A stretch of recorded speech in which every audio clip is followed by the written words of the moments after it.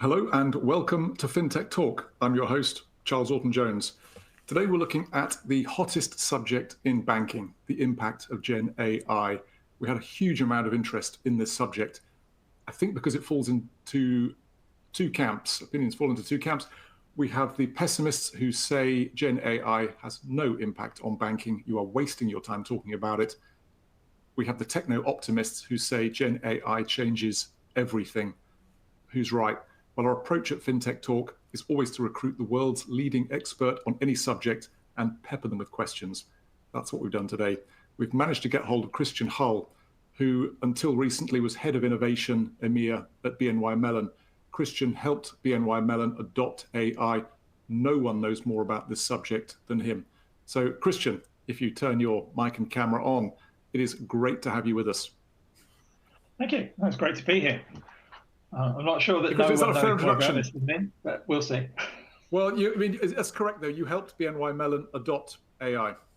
Yeah, I know, for sure. Yeah. Great. And I can tell viewers, we had a little rehearsal, and I noticed that Christian and I were already really starting to disagree about this subject. I think he's from the banking world, a little more skeptical. I'm a techno-utopian. So, Christian, just tell us, out the gate, I mean, there's a lot of hype around Gen AI, ChatGPT, Llama 2, Microsoft Copilot. Where are we in the hype cycle on this? Yeah, I'm glad you mentioned the hype cycle, because I think last year was all about the hype cycle. It was all about peak hype.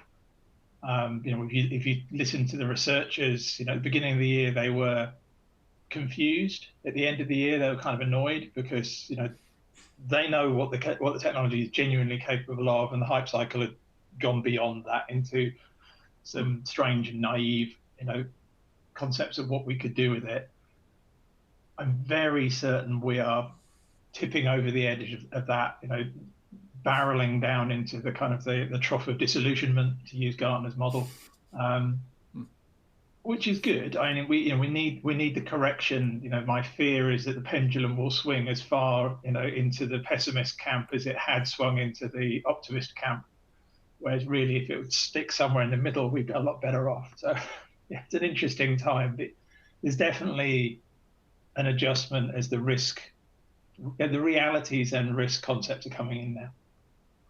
Cool. Now let's just tee this up. I mean, Gen AI, I'm sure many of our viewers have had a play with some of the image generation engines like Midjourney or DALL-E, had to go with ChatGPT, made it write John Donne style sonnets about their favorite football team, silly applications like that. But let's just plunge in. I mean, what are the applications for Gen AI in banking?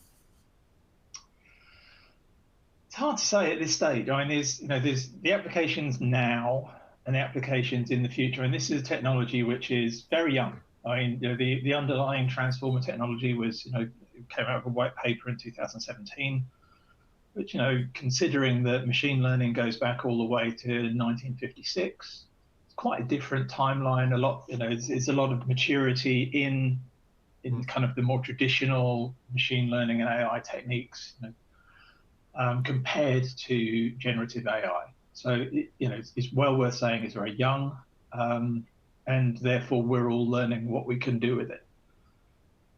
In banking, we're very cautious. And banking has very mature governance models. Has to. This isn't the first interesting and novel technology that we've tried to adopt.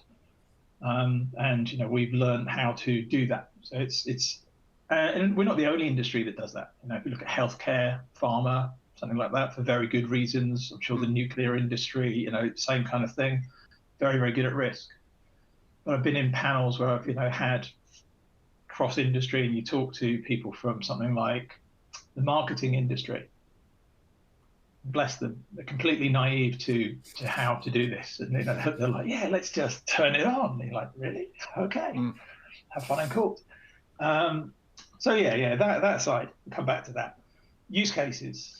I kind of see it in two polarized spaces at the moment. So there's the kind of the chatbot end. So the kind of the customer servicing, using it to quickly deliver value to clients in that way. is an obvious, cost reduction thing. It's classic stuff. It's someone recently said, for once the first mover advantage in chatbots has been has been turned upside down. Because all those people who were doing chatbots in kind of retail banking in 2021 completely wasted effort. It's just everything goes in the bin because the GPT models are just infinitely better. The other end though is the research side. So where you've got, can you synthesize large tranches of text? Can you do it at scale?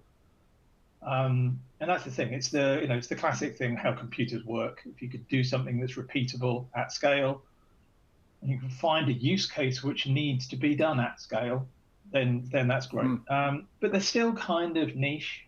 The core of financial services is hardly going to get touched by current state Gen AI. Interesting. I'm going to disagree with you here. I'm going to come back to you on that. But let's just start with the chatbots. Well, we have seen some pretty hilarious incidents where early adopters have made fools of themselves. I particularly love a story where Chevrolet in the US adopted ChatGPT, and a couple of smartasses noticed. One guy put an offer in for a Chevy Tahoe for $1, and the chatbot agreed. Okay, hilarious. Another guy realized, well, you don't have to pay for ChatGPT because Chevrolet's branches have it already subscribed, and asked I think the Chevrolet of Watsonville, asked them to write. He said, write me a Python script to solve the Navier-Stokes fluid flow equations for a zero vorticity boundary. ChatGPT loves the question and pitches in not what you expect from a car dealership chatbot. It just hadn't been trained. It had no boundaries. That's okay for a car dealership. So, banks will be having the heebie-jeebies if one of their chatbots started behaving like that. I think the car dealership give us the banking angle, therefore. Yeah, it created a lot of bad headlines for Chevrolet. But give us the banking angle. Does that mean, therefore, that these chatbots are going to be unusable, untrustworthy? Again, I'm optimist. These things can be trained, can't they? They can, yeah. But it'll take time and effort, and first half of this year, you're not going to see any meaningful, chatbots in public production. You'll see them. Lots of companies are trialing them internally, which is the right thing to do. They're not hard to build. You can build and deploy one fast. And the right thing to do is learn. Try it, see what happens. So if you've got an internal model and it starts saying yes, you can be the next CEO, we'll pay you $1. You kind of go, well, that's a bit silly. I need to retrain it so it doesn't do that. But if it's an external model, the reputational risk, can be catastrophic. So they can be trained. Of course, they can be trained, and definitely it makes sense. There's an awful lot of the queries which banks get from their clients, be retail or institutional, are cookie cutter type queries. They're not complex. It's like, has my trade settled? What's my balance? You don't need a human for that. You just don't. But we have humans in there. There's armies of people answering those kind of questions. And over the years, we've tried every which way we can to try and reduce that. But this is a wonderful thing that takes you back. Instead of trying to corral clients into, well, here's the reporting, go do your own research. You can actually bring that customer service back and say, you can ask me a question, ask me any question, anything about your account, anything about your transactions, and pop, here's an answer. Or if we can, and this is actually the tricky bit, to convince the models to admit when they don't know. Models that we were involved in training, you could get them if you knew that the answer was in there. And we were using kind of RAG techniques, so it was looking at a proprietary data set, not definitely not using it as a. Just tell us, just to interrupt you, tell us about a RAG technique. What is a RAG technique? RAG is kind of really, really popular right now because one of the earliest mistakes people were making with the LLM models was making the mistake of going, well, I ask it a question and it gives me an answer and it seems like it's right, so therefore it's a knowledge source. Because we've spent the last 15, 20 years, whatever it is, with Google. And we're kind of like, we're so trained into going, I ask a question, I get an answer, and it's a good answer. When you give me a new system, when I ask a question, it gives me an answer. I'm like, oh, right, it's like Google. Great. It's not like Google. It's just not. Because it's behaving in a different way. Google is indexing to retrieve data. An LLM is giving you the most probable sentence it can construct to follow your prompt. Yeah. Now, it's been trained on the world's knowledge, et cetera, et cetera. So it's a very, it does have a lot of core, I don't want to call it knowledge, training data. So it can often produce the right answer, but it will also hallucinate, is what we call it, but it will produce a plausible, rational sounding incorrect. I was playing around with one the other day, asking it to solve anagrams. And it's hilarious, just like so wildly wrong. Yes, I can match that. I'm learning Estonian, and I give it a list of words and say, write me a paragraph in the Estonian language. And it will occasionally veer off and give me something either way too advanced, not using the words that I've asked it, or misinterpret.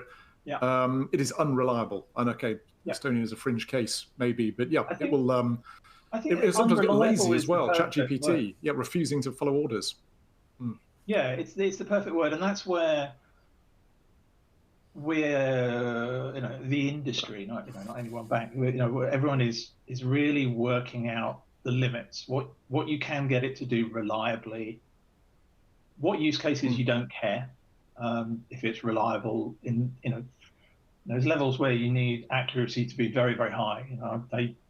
Early in my career, I studied Six Sigma, and you talk about things like space shuttles and stuff. You need your error rate to be incredibly low, and you put in vast amounts of effort to guarantee it. Whereas, cooking a burger, your error rate doesn't matter so much. If it's a bit sloppy this time, who cares? It'll be better next time. It's very different levels. And there are use cases like that. If I'm making payments, I need the accuracy to be very high. If I'm analyzing which one of these stocks is likely to change significantly in the next month, it's not as critical that it's perfectly spot on. It's more statistical bias is useful type information. So boil this down for us, because you're trying to convince me. I mean, LLMs are built in a kind of illusory way. They simulate linguistic intelligence. But if you want that bank-grade reliability, is the fundamental approach wrong? Because a low-tech approach could be much better, limiting inquiries to a number of keywords. What is my account balance? Can I order a new credit card? Can be done using voice recognition and passed with a much low-grade, a more reliable and less ingenious AI. Nothing wrong with that, surely. I mean, it may be that LLMs are so esoteric, so uncontrollable, that they're a fundamentally bad technology for banks and maybe can't be fixed. No, definitely. I don't agree that it's a bad technology. It's about the implementation. It's about the sophistication of knowing how to use it. I give you an electrical engineer's, toolkit, and you're not. I'm assuming you're not an electrical engineer like I'm not. Maybe you are, but either way, no. You look at it, and some things you go, I think I know what that's for, and other things you're going at your guess and you're using wrong. But given time and the right training, you'll learn how to use it all, and then your results will be much better. And it's exactly the same here. You're looking at a complex toolkit that has its strengths and weaknesses. So as you understand what it can do and what it can't do, which is tough because it's you're operating in an environment where it's always trying to tell you it can do everything. So it's a kind of adversarial testing thing to go, I want it to do this, and it goes, yeah, sure, and you go, well, that's rubbish. Okay, I can't do that.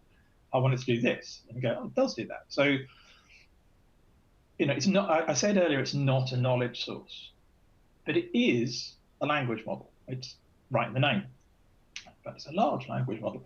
And therefore, what it's very, very good at is language. You want it to do specific language tasks, possibly not in Estonian, mainly because it probably hasn't been trained on much Estonian, but in English, definitely. So you want to take, I want to give it an article say, or a paper, and say, summarize this paper for me in 10 bullet points, Yeah. it'll do a fantastic job, because you're not asking it to go off and find information. You're defining the corpus of information you want it to look at, and you're Let's asking it focus to on do that a then. language manipulation task. Does that, sentiment analysis is incredibly reliable, and if you can find use cases where sentiment is valuable, then you've got a great tool. So it feels like, okay, so for front-end purposes, for customer interactions, not ready.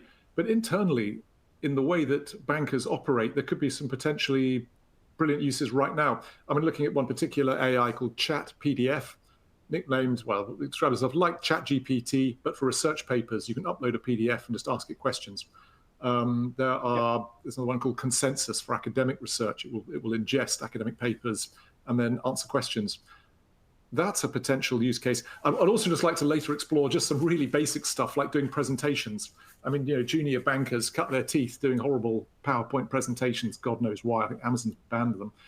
But they do make those. Why are people now manually doing that or passing off to some designer who doesn't know what they're doing when you can just instruct a presentation AI?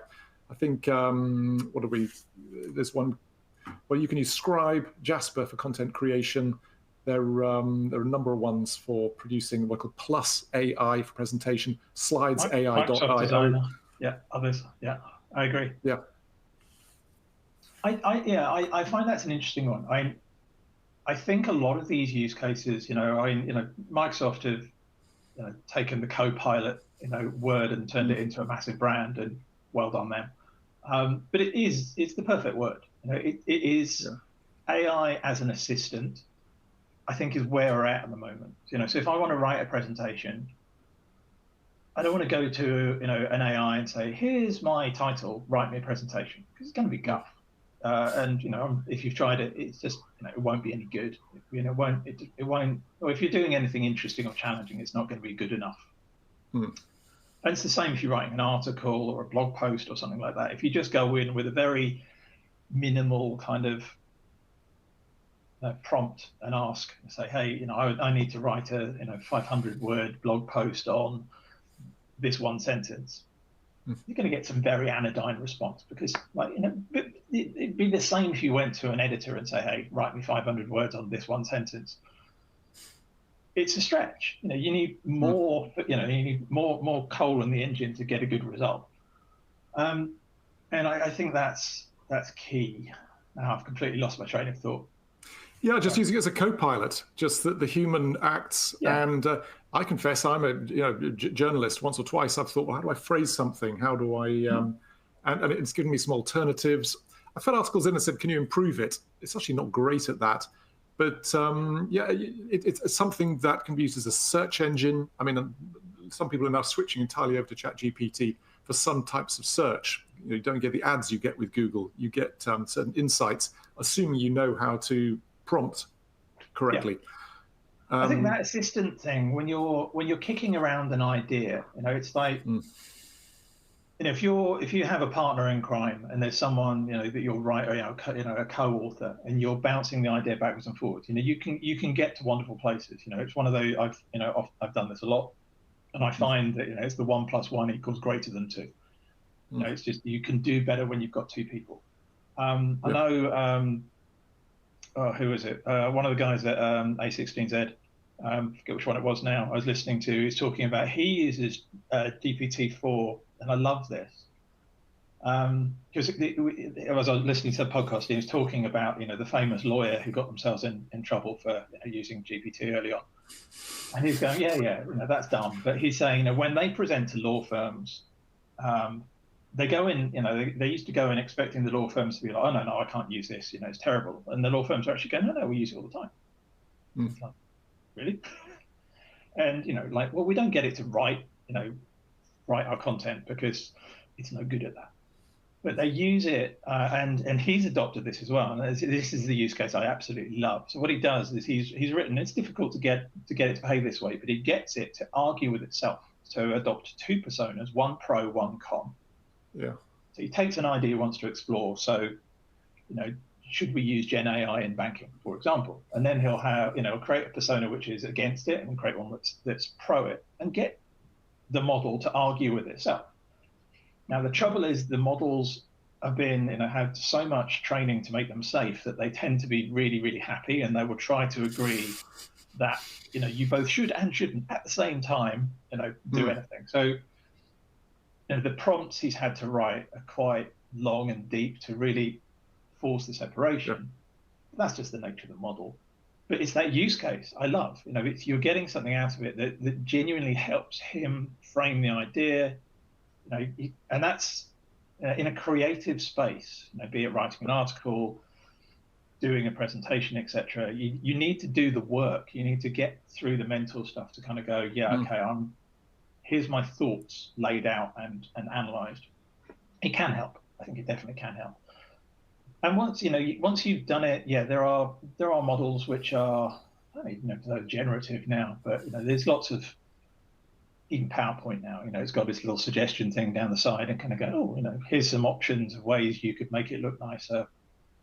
That does save a lot of time. A lot of people don't have much visual creative skill, and it is improving the quality of presentations, and that's great. But I think the other piece I think is important is we shouldn't forget the human value in there. If you're doing the donkey work of putting the decks together, you're learning by doing it. So if you automate that task, you're taking away a learning opportunity. You've got to find a replacement for that. I'm not saying it won't. It's not. This is the perpetual story of automation. Whatever it was. When my dad worked in a electrical engineering company many moons ago, they made all their tools by hand. That was part of the apprenticeship, and nobody does that anymore. and no one's upset that they don't do it anymore. But that was part of how you learned to do things. You solve problems by going to the shop and building just the right hammer or just the right spanner. Well, you do have a point. I've heard of younger employees not knowing how a file system works, for example. They're so used to mobile applications where everything is at a touch. They're not really sure how even a Windows file system works.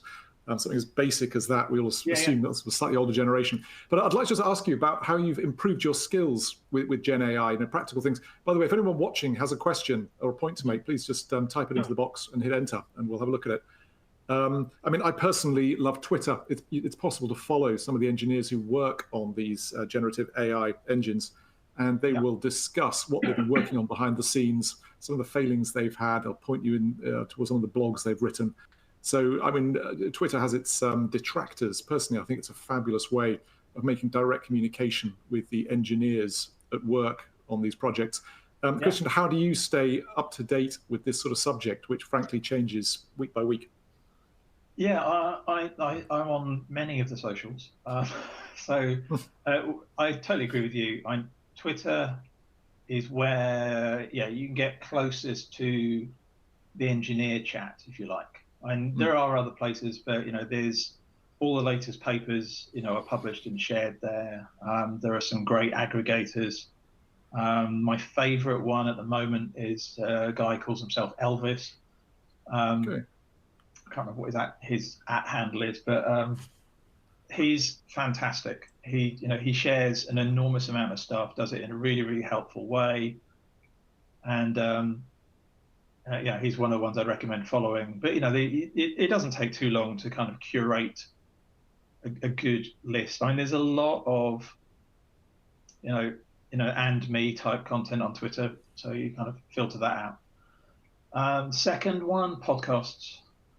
Some really good podcasts. Is it called This Week in AI? I think it might be something like that. Or Last Week in AI, I think it might be. I always get it wrong. Is another great one. It's a long one. I have a long commute when I go into London, so it's perfect. It tends to be about an hour, and that kind of keeps me happy all the way to London. But they cover everything that happened. All the the new papers, the commercial stuff, regulatory stuff, what new models are out, etc., etc. So it's a great way just to keep up to speed on the zeitgeist, if you like. And it's a huge space. It really is. You can't follow everything. And then LinkedIn actually is surprisingly good. I think it's good for me certainly, and in banking, it's good to follow both the kind of the commercial implementation side and the engineering side. And I don't follow the engineering side too deeply because I'm not an engineer. No way clever enough to do what some of these guys are doing. But understanding what they're doing, understanding, gives you a real reality check. And kind of going back to what I said at the beginning, where we're falling off that hype curve, going into that trough of disillusionment. A lot of the things which on the kind of commercial side, they're the people who love to get the likes, and they'll say anything if people click on it. That crowd are all, they're doubling down on the, oh yeah, we told you so. And I'm like, I bet if I go back in your post 3 months ago, you weren't telling me so at all. Yeah. But anyway, it's good to get that reality check. If you look at the engineering Twitter or anything else, they're hard at work. They're not in panic mode. It's not an AI winter. They are hard at work, incredibly fast. All the things which people are going, oh, this is doom. It doesn't do this. People are working on that. Everything, all of it. Anything you've mentioned so far, or I've mentioned so far about being a detractor, people are working on those use cases exactly. So 6 months ago, the models were just the models. They were totally isolated stacks. Now the models are, I think GPT-4 is estimated to actually be about 8 models stitched together. It's not a single model. Whereas 3.5 probably was a single model. I mean, I don't work at Microsoft and they won't tell anyone, or OpenAI, so it's hard to say. But everyone's intuition is that it's actually multiple models, and it kind of goes through a process of recognizing what kind of question and then giving it to the right model. They're also now doing live research, so it will do the search. So instead of having to have historic data in its training set, it kind of goes, okay, you want that, I'll do a quick Google search or Bing search, whichever it's going to use, and then incorporate that data in. That is exposing new challenges as well. Because I was reading one just this morning where I forget what it was. It's about how many bears has Russia sent into space. The genuine answer is 0. They sent quite a few dogs, but they didn't send any bears. Go to GPT and ask it, it'll tell you there are 59 bears sent into space since 1957 and gives you the names of them and everything. If you actually go back and see, the links that it's referring to are conversations about the fact that GPT can't do this correctly. So it's, it's feeding on its own.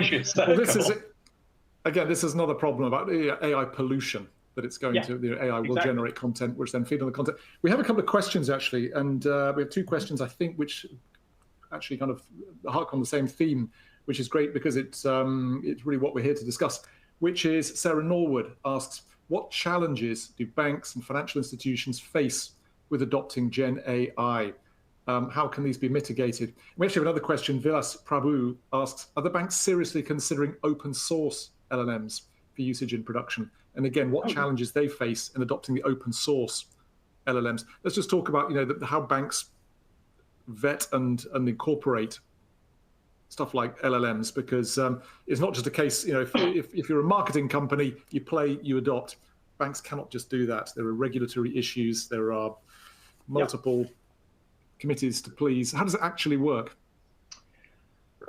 In a very disciplined and painfully slow process, to be honest. It's honest. Yeah, it is honest.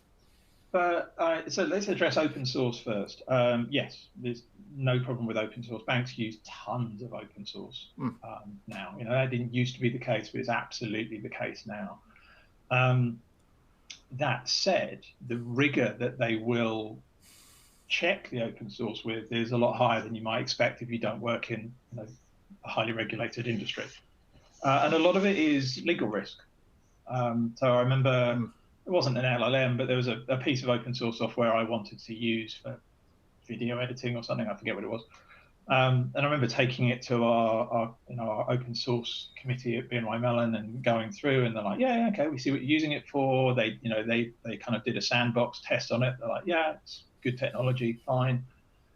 Then when we went through the legal review and they're looking at all the licenses, of which there are many, and they go through everything. And eventually we rejected it because it was missing a license, not because there was nothing that they'd identified that said you can't use it for this, but they saw it as too significant a risk that it said it should have license X, and license X wasn't in the documentation. They're like, and the use case I wanted to use it for wasn't high enough priority that I was willing to put in too many calories to sort it out. But it's a good example that financial institutions will generally, if they know what they're doing, be very robust. So, but the open source community across all the different not just AI, but across all this stuff is fantastic. It's amazing. You couldn't not use open source. So open source, yes, definitely, of course. And another obvious one, it's a heck of a lot cheaper. That's one of to go to Sarah's question there. What are the challenges? One of them is cost. These, if you want to use, GPT-4, it's expensive. I forget what it was. It's like 20-25% more expensive than GPT 3.5. So you've really got to think about your business case. You should always be thinking about your business case, but when you're developing these things, in banks, it's very easy to spend lots of money very fast because, let's be honest, banks do have a lot of money, but it's not a habit you should really get into. So you need to kind of balance that well. So a robust business case driven mentality is very good. But even training, just learning how to use a model, you can burn through thousands of dollars very quickly with some of these models. And again, that's one of the reasons why using open source is okay. I mean, the open source ones aren't as good, undeniably. But if you're using it, if you want to train it and you want to use it for something very specific, it can be much better to go that route. Okay. The challenges, just want to think through that one. From a regulatory point of view, the regulators are doing a fantastic job, actually. Genuinely very, very pleased to see how they're behaving. I think they learned a lot of lessons from the kind of crypto crazy. And they're joined up. They're rational. They understand this is a good technology and they don't want to get in the way, but they want to keep investors safe. Which, to be fair, aligns very well with banks. We have no interest in doing over our investors. It's bad. So I think the regulation, even though it's emerging, it's coming out, is very well signposted. You don't have to be a rocket scientist to kind of see what the regulators and the government bodies are concerned about, and those are good concerns. They're concerned about people's privacy. Good. They're concerned about manipulating people. Good. All the things that they're concerned about, they're kind of like, yeah, those are good things. We agree. There's no interest in, no meaningful interest in kind of going against it. There's a lot of time and effort going in to monitor the regulations to make sure that they don't accidentally leave a clause in there that stops us doing things. That does happen. But I think most of the lobbying kind of in that direction. It's more about protecting interests and making sure that the businesses aren't kind of blocked by poorly written regulation. But the direction of it seems to be sensible. I don't feel that it's going against what most companies want to do. And there will be some exceptions that people would like to do some of the stuff they're not allowed. But there's still plenty of space for people to do good work and be very well within the regulatory perimeter. So I don't see it's a problem. Really, the big challenge is it's a new technology. We've learned how it works. How do we implement it? How do we build it in? And it's moving so fast. By the time you've implemented, big bank implementations are slow and expensive. So by the time you've said, right, I want to use Claude, and you've implemented Claude, and that's 3-6 months later, you redo your analysis. You're like, I don't want to use Claude anymore. I want to use something else. Suddenly you've got to, Well, let's just talk about the timeline, because we're tending to look at this in a kind of subconsciously in a kind of 6 month, 1 year, 2 years, 3 years. But I've been in another job, edit a scientific journal. I interview people like quantum computing, and this year, next year, they're already coming online. IBM has its Kookaburra chip. We're starting to push 1,000 qubits. The compute power is trillions of times faster than any normal classical computer. I think there's one particular mathematical computation that would take Fugaku, the world's most powerful supercomputer, 3,000 years to compute. The Xanadu Borealis chip can do it in something like a tenth of a second. The quantum revolution is coming, and we start to see it in parallel with these other technologies like LLMs. Just take us 5 years from now.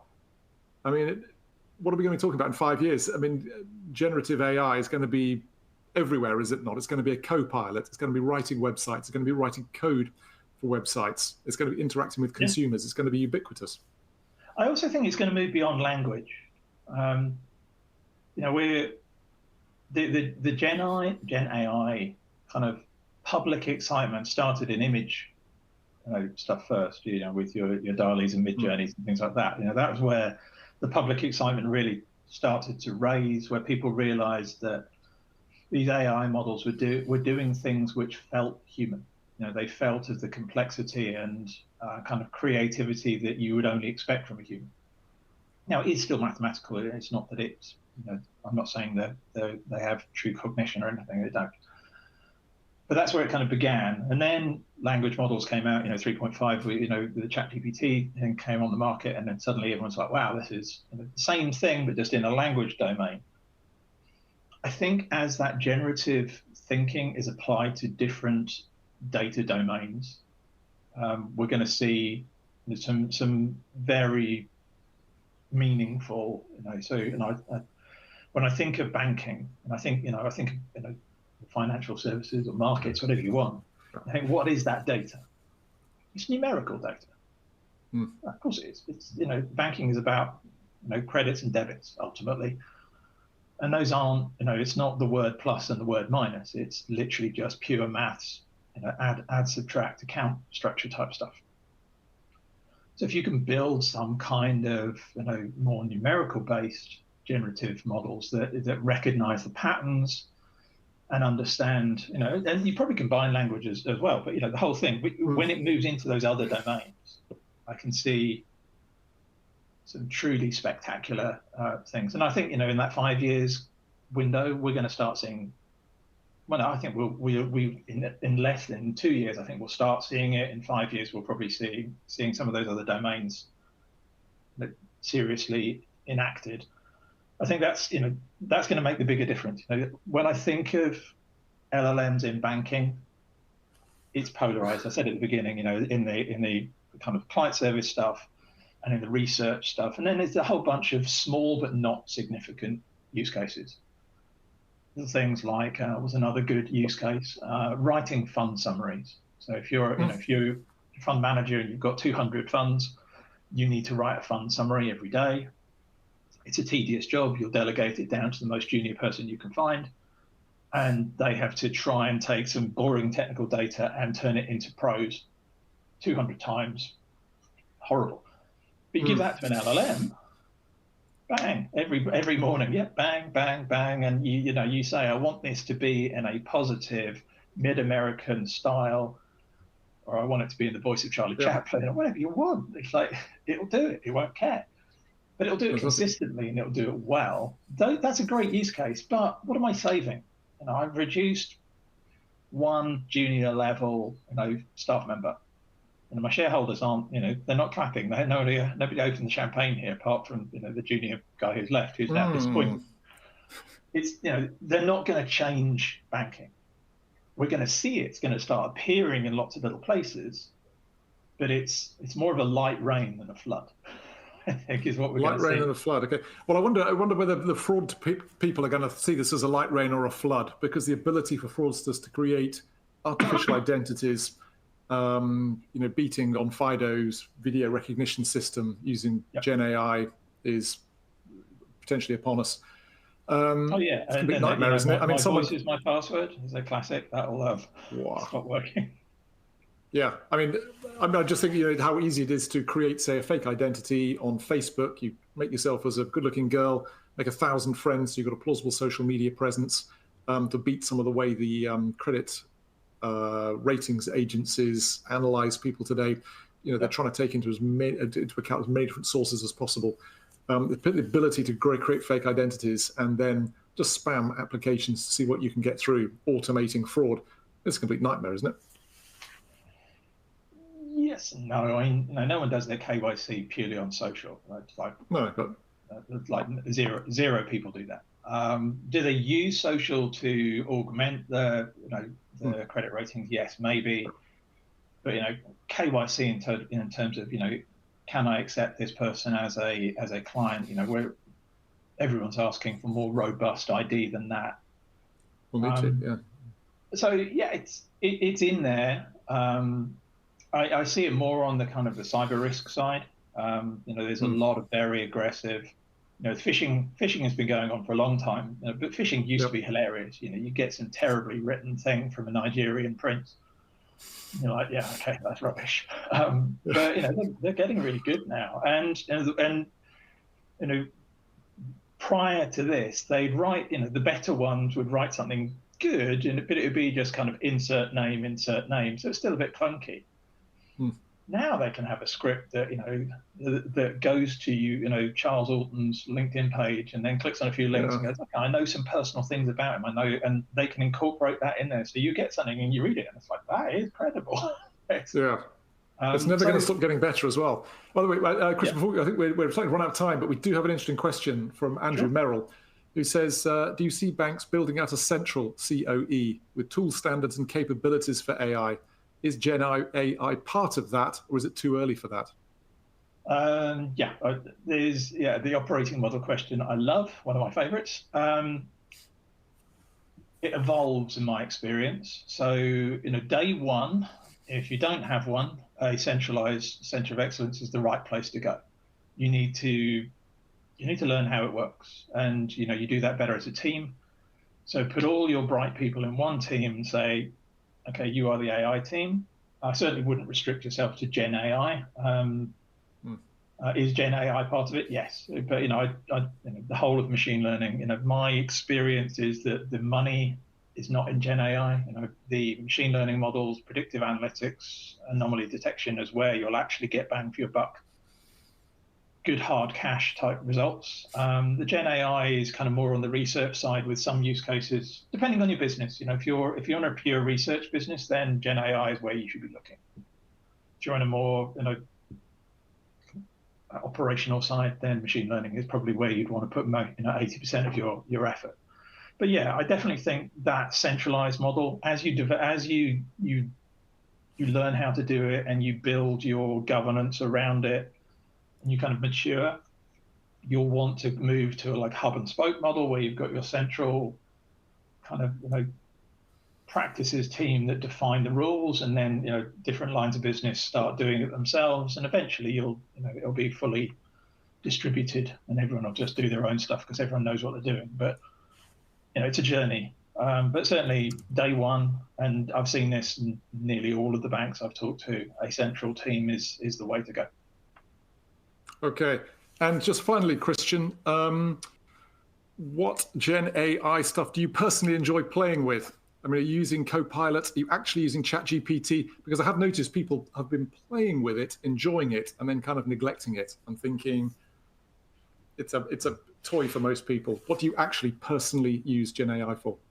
Yeah, I kind of come and go. One of the things I like doing is more a lot of the time I'm actually using it to test what I read. So if I'm reading something on Twitter or something and people are saying, oh, it does this, I'll go and try it. Hence the anagram one was something someone was writing about, and I'm like, oh, let me try that. And I'm like, oh yeah, right, it doesn't work. So I use it for that. I'll sometimes use it for summarizing things. So if I want to write something and it's big and complex, I'll chuck it in to kind of say, break this down into bullet points for me, and that just helps me begin writing. I'm personally allergic to letting it do the writing for me. It doesn't work for my creative process. It actually slows me down.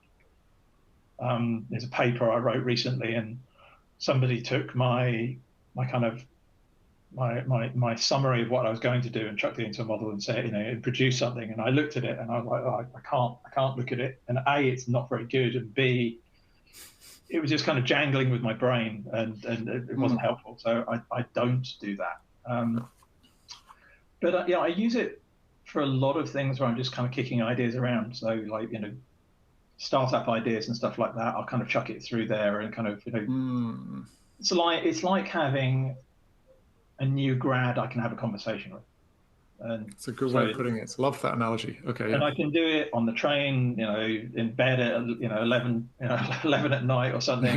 Wherever the idea is, I can grab my phone and it's like, oh, what about this? And it's useful for clarifying. That tends to be what I use GPT for. I use Bard as well, but Bard is far too well behaved. The amount of things it won't do is annoying. But when it does something, it does it really, really well. But so often it's like, I can't do that. Yeah. Google the shackles are on. Clutching their pearls too often, I think. Love it. Christian, we'll wrap it up. Thank you so much for those insights. I think you've really put LLMs into context, what we can do with them, the fun of playing with them, the joy of experimenting, and we can see real-world applications, maybe for now, definitely for later. So thank you very much for your insights. Really, really appreciated. Thank you so much, Christian Hull. Absolute pleasure. Thank you. Thank you.